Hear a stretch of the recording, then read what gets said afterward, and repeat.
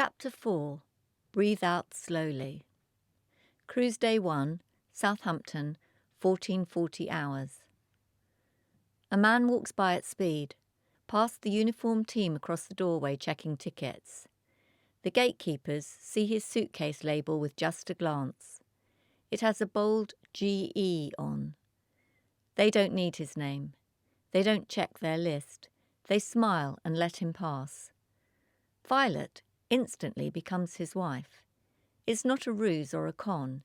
In just a split second she believes she is his appendage.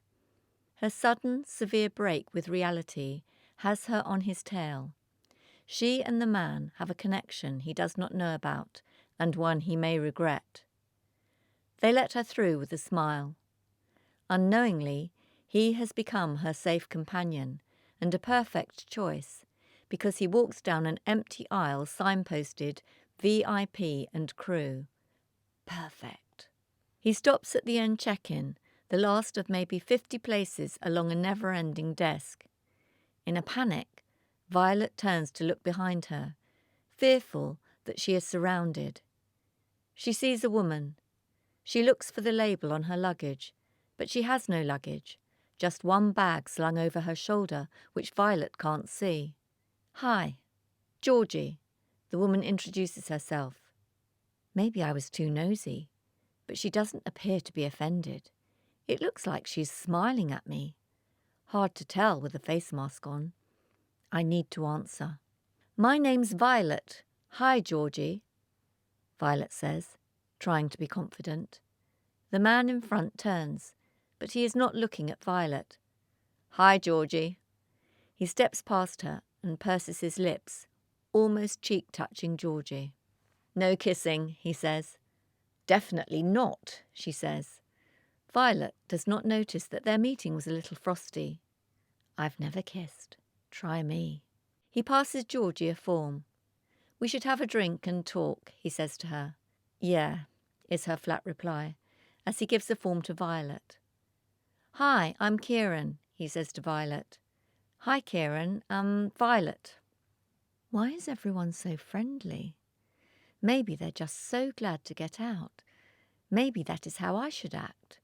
Freedom after lockdown. My independence is currently one of panic. Kieran signs the form and offers it with his passport, credit card, vaccination certificate, and finally lowers his mask to have his picture taken. I can do that. Being observant is the key to survival. He is keeping his cases. What is GE? Violet is wondering what cabin might be GE. She studied every detail of the deck plans and every cabin number and size. With a glance back to Georgie, he leaves. Why did he look back at me like that? She instantly moves forward to the desk, so fast she can still smell him. Aftershave. Nice. I wonder what it is. But how would I know a man's aftershave? Violet hands over her passport and her cash card that she has stacked with money. She has never had any form of bank card, so given the time, a cash card was the only option. The man behind the desk works as he did for Kieran and smiles just the same. She reads the form quickly so as not to slow him down. Have I been ill lately? That's a matter of opinion, which I constantly argue with. They don't want to know that, as if anyone is going to tick yes. Violet ticks no very firmly, then stops, frozen. I don't think I've ever been afforded an opinion on my own health before. She looks again. Insurance. Damn. She slides her vaccination certificate forward, which he checks. Just cross that through, the check-in man says, crossing it for her. Company does everyone's insurance since Corona. Otherwise, we would never have any cruises. Just wear your mask when required. Violet smiles, as if a milestone has been passed. For a moment there is a flicker of confidence in her face. She lowers her mask, and her picture is taken. She is given a white plastic card, shaped like her cash card, in a sleeve with her cabin number on.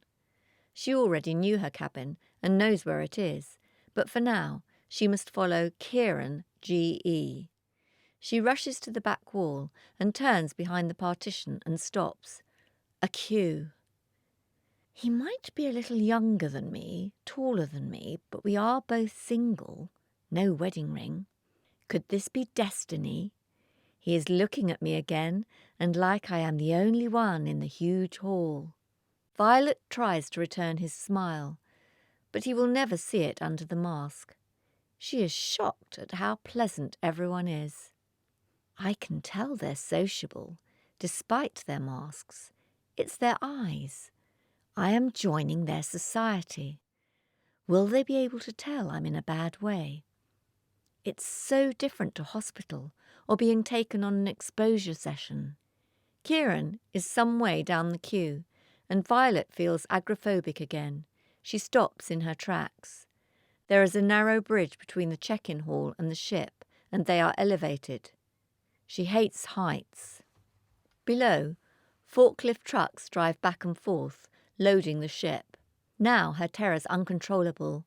Her legs begin to give way. She squeezes into the wall, slightly buckled and frozen.